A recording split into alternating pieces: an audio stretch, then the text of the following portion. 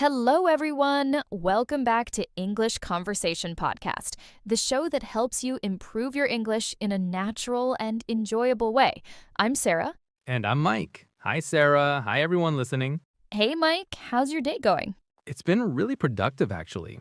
I spent the morning reviewing some interesting language learning research, which is perfect timing because of today's topic. Oh, that's great. Yes, today we're diving into something that I think many of our listeners struggle with. Let me guess. Thinking in English? Exactly. Today's episode is all about how to train your brain to speak in English naturally without constantly translating in your head. This is such an important topic. I remember when I was learning my second language, I used to translate everything word by word in my mind. It was exhausting. Right? It's mentally draining and it really slows down your conversation. But here's the good news for everyone listening. It doesn't have to be that way. Exactly. There are practical strategies you can use to retrain your brain.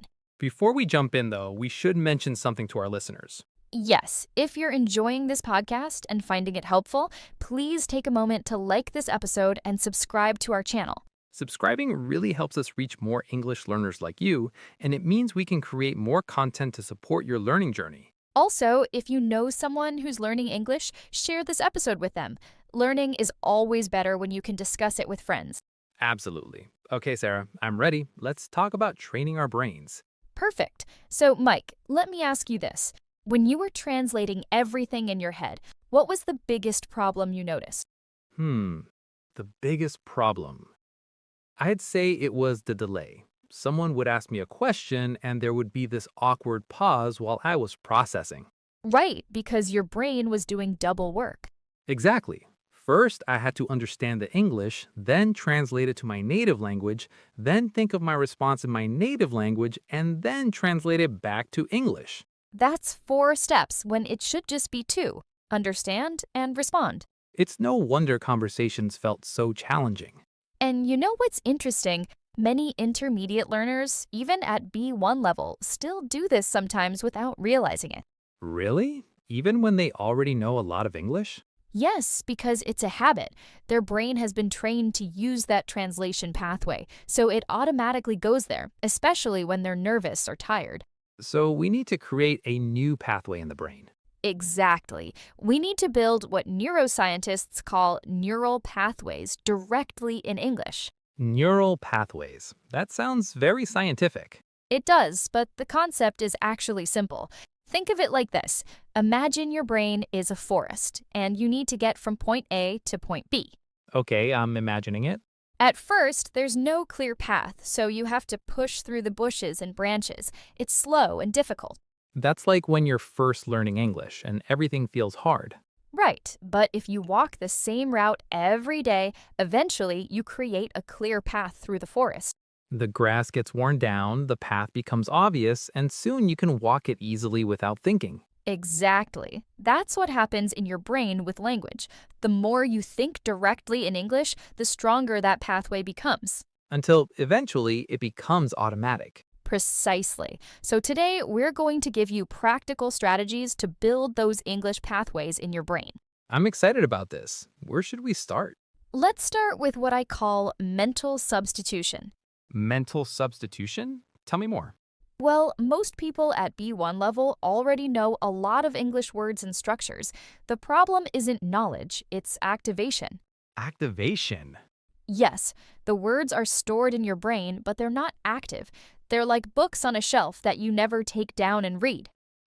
So we need to take those books off the shelf more often. Exactly. And here's how you do it. Throughout your day, whenever you think something in your native language, pause for a moment and ask yourself, how would I say this in English? So basically catching my thoughts and translating them. Not exactly translating, more like expressing them. Let me give you an example. This morning, I was making coffee and I thought to myself in my native language, I need more sugar. A simple thought. Very simple. But then I stopped and said in my mind, I need more sugar. But then I pushed myself further. How else could I express this? Oh, I see what you mean. You could say, this coffee isn't sweet enough. Or I'd like to add some more sugar, or this needs to be sweeter. So you're not just translating one sentence, you're exploring different ways to express the same idea. Exactly, and this is crucial because it gets your brain thinking flexibly in English. Rather than thinking there's only one correct translation. Right, language isn't about finding the perfect word for word translation, it's about expressing meaning. This is really helpful. So throughout the day, I should be catching my thoughts and rephrasing them in English. Yes, but here's the important part. Don't just do it once. Try to come up with 2 or 3 different ways to say the same thing. That makes the neural pathways even stronger. Exactly. And it also prepares you for real conversations, because in real life, you often need to rephrase something if the other person doesn't understand. That's a great point. I've definitely been in situations where I said something and the person looked confused and I had no idea how to say it differently. Because you only had one pathway to that idea. But if you practice creating multiple pathways, Then I have options. I can rephrase easily. exactly. Let me give everyone listening a practical exercise for this week. Yes, homework time. Okay, choose 3 daily activities, maybe making breakfast, commuting to work, and getting ready for bed. Okay, 3 routine activities. During each of these activities, narrate what you're doing in your head in English, but challenge yourself to say each action in at least 2 different ways. Can you give us an example? Sure, let's say you're brushing your teeth. You could think, I'm brushing my teeth, and then also, I'm cleaning my teeth, or I'm using my toothbrush. So even simple actions get this double or triple expression.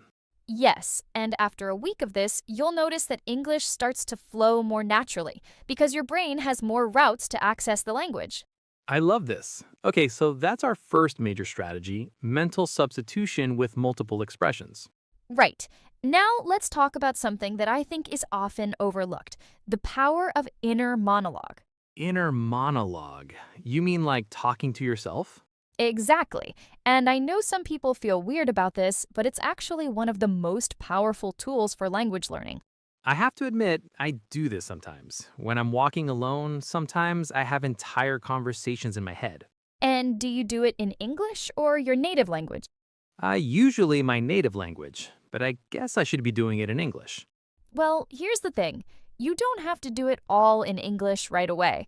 That can be overwhelming. So, what do you suggest? Start by having a bilingual inner monologue. Think of a sentence in your native language, then repeat it in English. So, I'm still translating? At first, yes, but here's the key.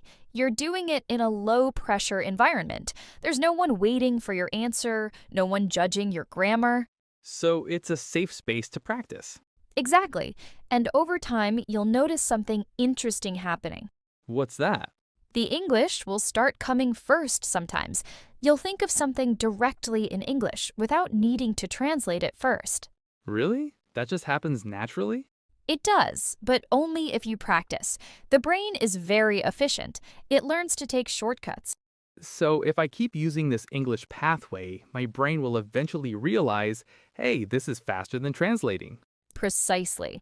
Your brain will start to prefer the direct English route because it's more efficient. That's fascinating. So, the inner monologue is like a training ground. Yes. And here's another tip. Make it interesting. Don't just narrate boring things. What do you mean? Well, a lot of people will practice by thinking, I'm sitting, I'm standing, I'm walking. Which is useful, but also pretty boring. Right. Instead, have actual thoughts, opinions, feelings, reactions. Can you give me an example? Sure. Let's say you see someone wearing a really interesting jacket. Instead of just thinking, that's a nice jacket, engage with it more. How? Think something like, wow, that jacket is really stylish. I wonder where they bought it. I'd love to have something like that, but in a darker color. Maybe I should look for something similar online. Oh, I see. You're having a real internal conversation, not just labeling things. Exactly. You're using complex sentences, hypothetical situations, expressing preferences. This is much more valuable for your brain. Because this is how we actually use language in real life. Exactly. We don't just label things. We have opinions, make plans, wonder about things. So the inner monologue should reflect real thinking, not just vocabulary practice. Yes. And here's something else that's really powerful. Use your emotions. My emotions. Yes, when you feel frustrated, try to express that frustration in English in your head. This is so annoying. Or, I can't believe this is happening. Oh, emotional language. Right. When you feel happy about something, think this is wonderful or I'm so glad this worked out. I see what you're doing. You're connecting emotions with English expressions. Exactly. And this creates very strong neural connections because emotions are processed in a deep part of the brain. So when language is connected to emotion, it sticks better. Much better. This is why people often remember swear words very easily in a foreign language That's true. Even beginners seem to pick those up quickly. because they're often said with strong emotion. But you can use this principle with positive emotions too. So express my joy, my frustration, my surprise, all in English in my inner monologue. Yes, and over time, English becomes the language of your emotions, not just your intellect. That's really powerful. Okay, so we've talked about mental substitution and inner monologue. What's next? Next, let's talk about something that many B1 learners overlook the importance of input quality. Input quality. You mean like listening and reading? Yes, but not just any listening and reading. You need the right kind of input at the right level. I think this is where a lot of people make mistakes, right? Absolutely. Many intermediate learners make one of two errors. What's the first error? They consume content that's too easy. They stick with beginner level materials because they're comfortable. But they're not being challenged. Right. Their brain isn't growing because it's not being pushed. And what's the second error? The opposite. They jump to very advanced content, like watching news programs or reading academic articles. And they get overwhelmed and discouraged. Exactly. So the key is finding what's called comprehensible input. Comprehensible input. I've heard this term before. What does it mean exactly? It means content that's slightly above your current level. You understand most of it, maybe 70 to 80%, but there are some new words and structures that challenge you. So you're comfortable, but also learning. Exactly. This is the sweet spot for brain training. How do people find content at the right level? Great question. For B1 learners, I recommend a few strategies. I'm ready to take notes. First, look for content that's designed for language learners at your level. There are podcasts, YouTube channels, and graded readers specifically made for intermediate learners. Like our podcast. Exactly like our podcast. We design our content to be accessible but also challenging for B1 learners. What's the second strategy? The second strategy is to use authentic content, but with support. What do you mean by support? For example, watching a TV show or movie with English subtitles. The audio is authentic, native level English, but you have the subtitles to help you follow along. Oh, that's clever. You're training your ear while having a safety net. Exactly. And here's a pro tip. If you're watching with subtitles, try to read ahead slightly. Read ahead? Yes, glance at the next line of dialogue before it's spoken. This way, your brain knows what to listen for. Oh, so you're priming your brain for the sounds you're about to hear. Exactly. This is really effective for improving listening comprehension. What about reading? How should people approach reading at B1 level? For reading, I recommend what I call the 70% rule. The 70% rule? If you're reading something and you don't understand more than 30% of the words, it's too difficult. Put it aside and find something easier. So you should understand at least 70% naturally. Right. At that level, you can guess the meaning of new words from context, which is how native speakers naturally expand their vocabulary. That makes sense. If you're stopping every sentence to look up words, you're not really reading. Exactly. You're just doing a translation exercise, which doesn't help your fluency. So what kind of reading do you recommend? For B1 level, I really like graded readers. These are novels or stories that have been adapted to use vocabulary and grammar at your level. Don't those feel a bit simplified, though? Some do, but there are really good ones that tell engaging stories. The important thing is that you can read them smoothly without constantly stopping. Because fluency is what we're after. Exactly. You want your brain to experience the flow of English, not the stop and start of looking up every other word. What about more authentic reading, like news articles or blogs? Those can be great too, especially if you choose topics you're interested in. Why does interest matter? Because when you're interested in the content, your brain is more motivated to understand it. You push through difficulties more easily. So I should read about my hobbies and interests in English? Absolutely. If you love cooking, read cooking blogs. If you're into technology, read tech articles. If you follow sports, read sports news. Your brain will work harder to understand because it wants to know the information. Exactly. Motivation is key. Okay, let's talk about one more crucial aspect of input: What's that? repetition and review. Oh, reading or listening to the same thing multiple times? Yes, but not in the way most people think. What do you mean? Many people think repetition means reading the same article 5 times in a row until they understand every word. And that's not effective? It can be, but it's boring.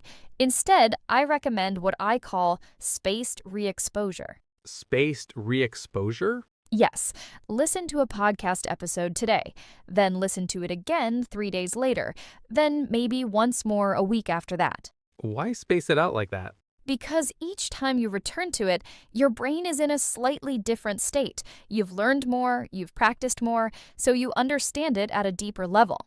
Oh, that's interesting. So the first time you might catch 70%, but the second time... You might catch 85%, and by the third time, you're understanding nearly everything, and it feels effortless. And that feeling of improvement is really motivating. Exactly. Plus, you're reinforcing those neural pathways each time. The English patterns are getting stronger in your brain. Yes. Okay, let's move on to what might be the most important part: output. Output. That's speaking and writing, right? Right.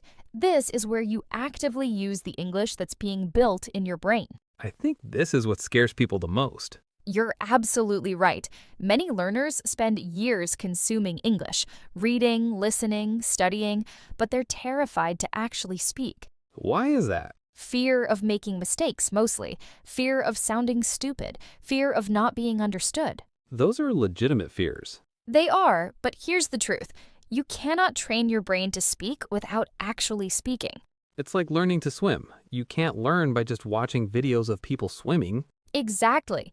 At some point, you have to get in the water. So how should people start? Not everyone has English-speaking friends to practice with. That's true, and that's okay. You can start by speaking to yourself. We mentioned this earlier with inner monologue, but you mean actually speaking out loud. Yes, but let's go deeper. There are different ways to practice speaking alone, and some are more effective than others. Tell me about the most effective methods. One of my favorites is what I call shadowing. Shadowing? Yes, you listen to a native speaker, maybe a podcast or a video, and you repeat what they say, trying to match their rhythm, intonation, and pronunciation. So you're mimicking them in real time. Exactly. There are different levels of shadowing. At the basic level, you pause after each sentence and repeat it. That seems manageable. At a more advanced level, you try to speak along with them in real time, like an echo. That sounds challenging.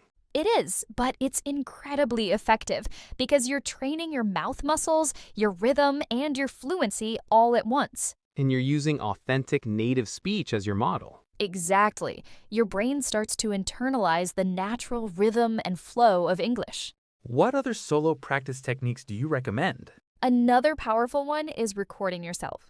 Oh, I don't like the sound of my own voice. Most people don't, but this is really valuable. Here's why.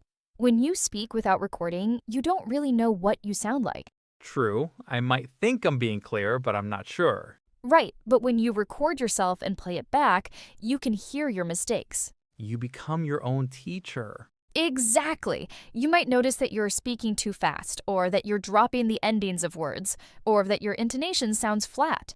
And then you can work on fixing those things. Yes, here's a specific exercise. Choose a topic, speak about it for 2 minutes while recording, then listen back and note 3 things you want to improve. Just 3 things? Yes, if you try to fix everything at once, you'll get overwhelmed. Pick 3 specific things. Then record yourself again. Yes, speak about the same topic again, focusing on improving those three things.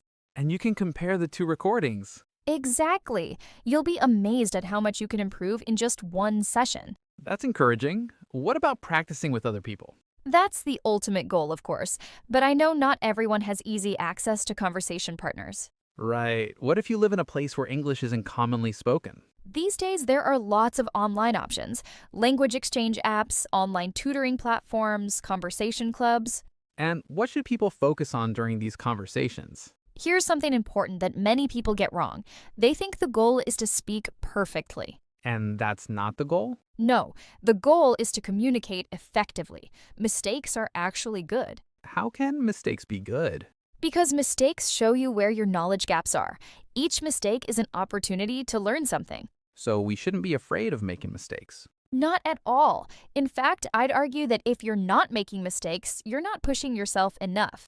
You're staying in your comfort zone. Exactly. The goal is to push just beyond your comfort zone. Like with input, finding that sweet spot. Yes, you want to be slightly uncomfortable, but not so uncomfortable that you freeze up. How do you find that balance? It takes practice and self-awareness. You need to notice when you're feeling challenged in a good way versus feeling overwhelmed. And adjust accordingly. Right. If you're in a conversation and you realize you're completely lost, it's okay to say, "I'm sorry, could you speak a bit slower?" Or, "I'm not familiar with that topic. Could we talk about something else?" Taking control of the conversation. Exactly. This is a skill in itself. Now, let me share one more powerful output technique. I'm listening. It's called self-talk narrative. Self-talk narrative. Yes, throughout your day, narrate what you're doing, thinking, or feeling in English, but do it out loud. So like a documentary of my own life? Exactly. Now I'm making lunch. I'm going to have a sandwich. Let me see, what do I have in the fridge? Oh, there's some cheese and tomatoes. That sounds good. I think I'll toast the bread. This feels a bit silly, I have to admit. It might feel silly at first, but it's incredibly effective. Do you know why?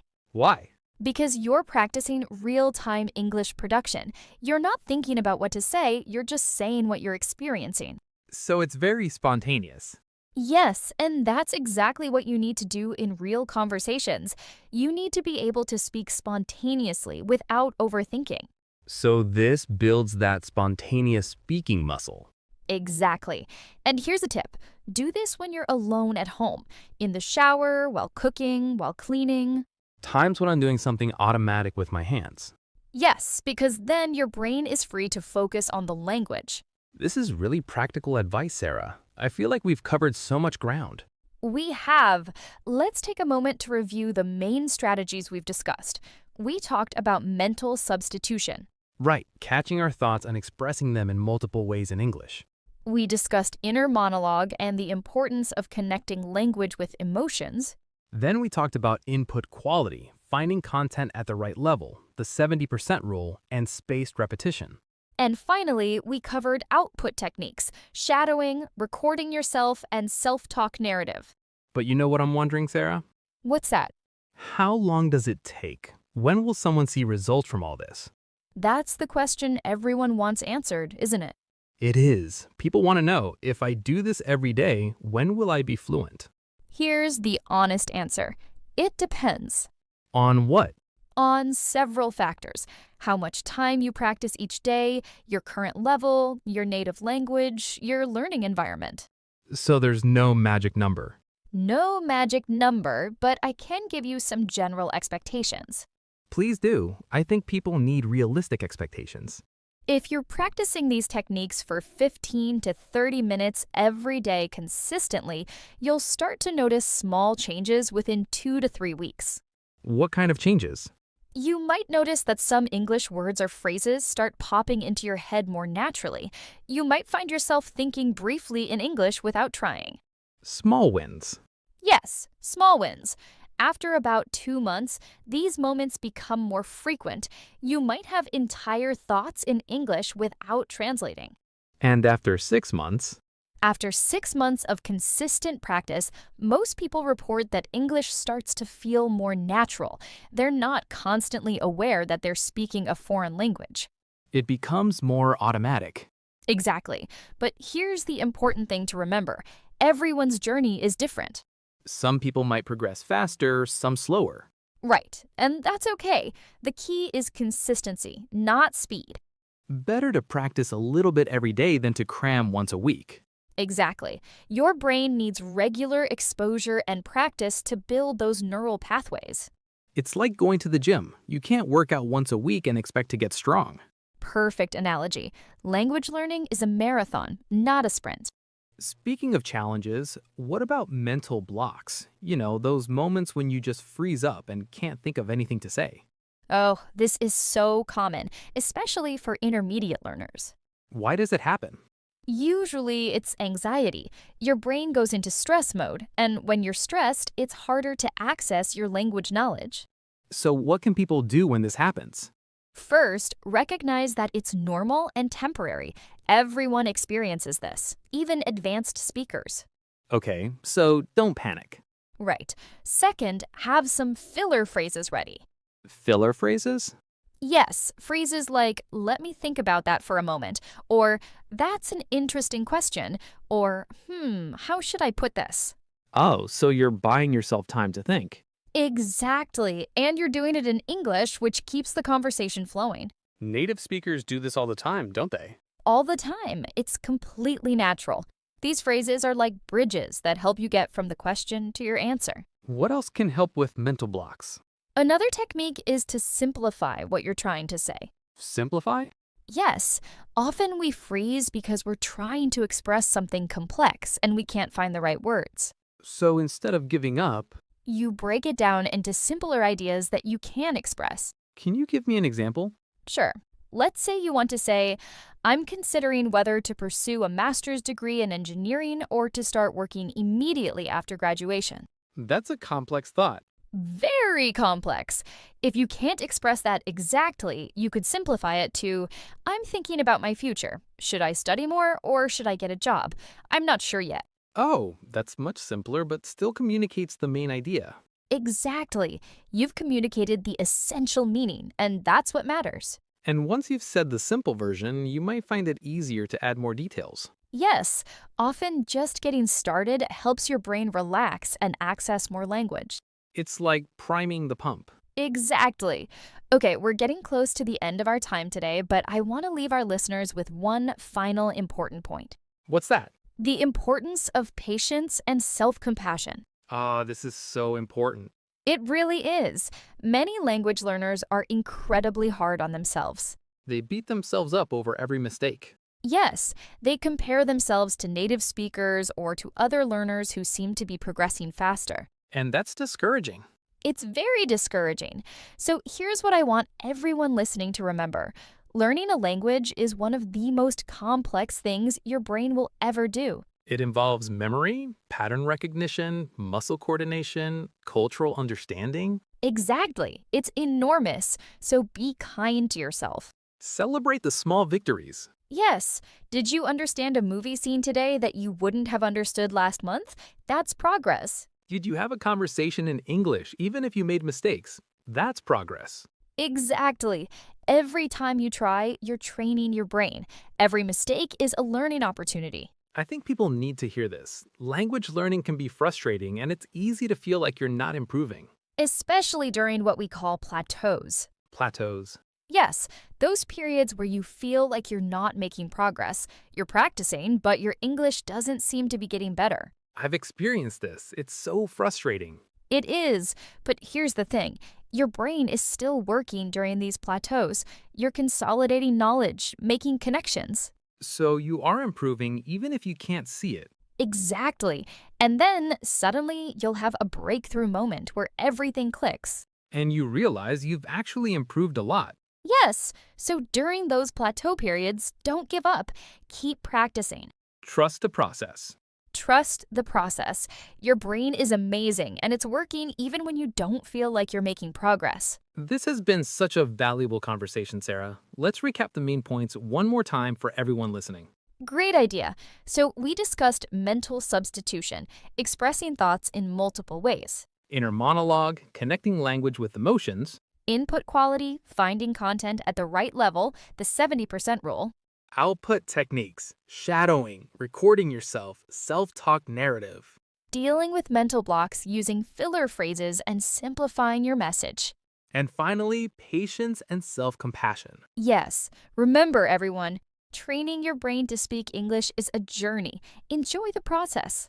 Before we wrap up, we want to ask our listeners to do something. Yes, if you found this episode helpful, please subscribe to our channel. Subscribing helps us create more content like this for you. And share this episode with anyone who's learning English. Learning is better when we support each other. Also, we'd love to hear from you. Leave a comment below and tell us, what's your biggest challenge when speaking English? Yes, we read all the comments, and your questions help us create future episodes. Thank you so much for listening, everyone. Keep practicing, be patient with yourself, and remember, you're doing great. See you in the next episode. Bye, everyone.